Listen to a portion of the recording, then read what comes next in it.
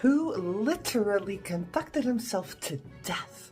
Well, today I want to tell you about a French/Italian composer by the name of Jean-Baptiste Lully. Now, Jean-Baptiste was born Giovanni Battista in Florence, Italy in 1632. To a humble, normal, middle-class family. He did have music lessons. He learned violin, guitar, singing, basic musical training that most people would have gotten there in Florence. He was mostly self-taught. Now, as a teenager, he moved to France for a noblewoman to teach and tutor in languages. This completely changed his life. Once he was there in Paris, his quick wit, his charisma, it drew attention of all the right people.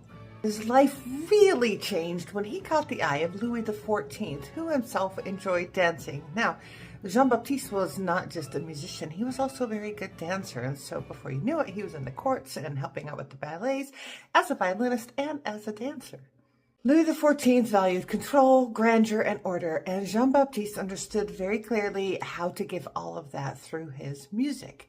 So when he was in his early 30s, he had become the superintendent of royal music. Basically, this put him in control of the musical life for all of France.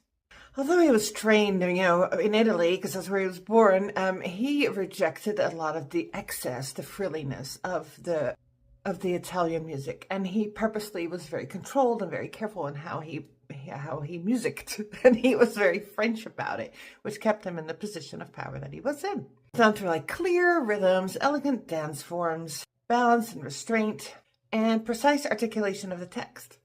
He standardized orchestras. One of the things he did was actually make it so that all the violins were bowing at the same direction, which hadn't quite been done at that point. He wanted standardization so that the sound would be very clear and clean.